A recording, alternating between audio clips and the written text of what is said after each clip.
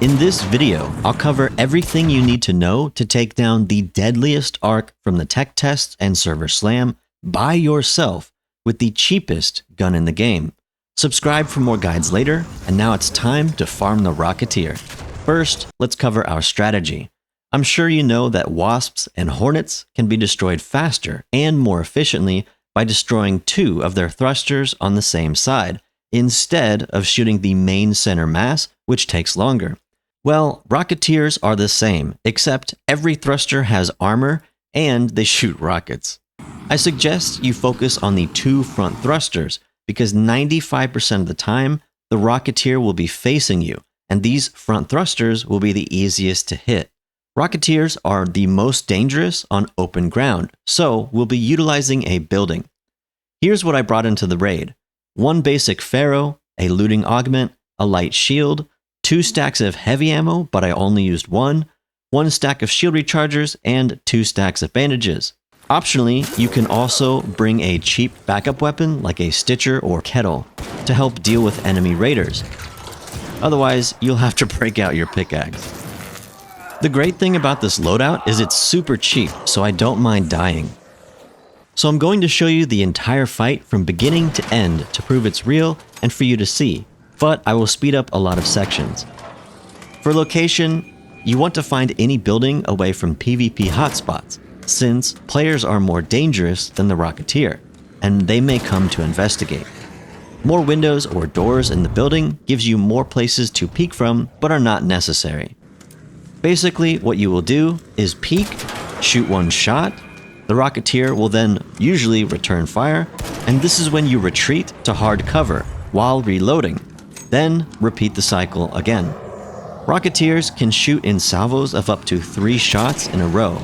To prevent this, you want to break its line of sight on you as soon as you know it's about to fire. This will prevent it from shooting the second and third shots most of the time in the server slam build of the game. If you don't shoot the Rocketeer and he can't find you for a while, eventually he will de-aggro and leave. Just shoot him to bring him back. Here's a pro tip, often this gives you time for a second or maybe a third shot if he's moved far enough away from you. When you hear the audio cue and see the red laser, you know it's preparing to fire. This is your cue to find hard cover. Keep in mind the splash range is large, so don't stand close to where the missiles may land. The Rocketeer will fly around at different altitudes, directions, and angles in order to try and find a shot on you. Just be aware and don't let him surprise you. Okay, I'm going to really speed things up, but I won't cut out footage, so you know I didn't cheat with a wolf pack or anvil or something else. If you are unsure if you landed your shot, then you can check the left of your screen for any experience gain in yellow. If you hit, it will say damaged arc. One other tip is that the armor protecting each thruster is not all one piece.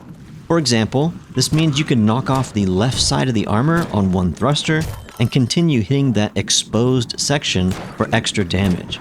Here's an example of an armor piece being shot off. I realize this might be hard to focus on or aim at on your first time, especially as you are probably more worried about not getting blown up or about raiders countering you, but it's just something to consider.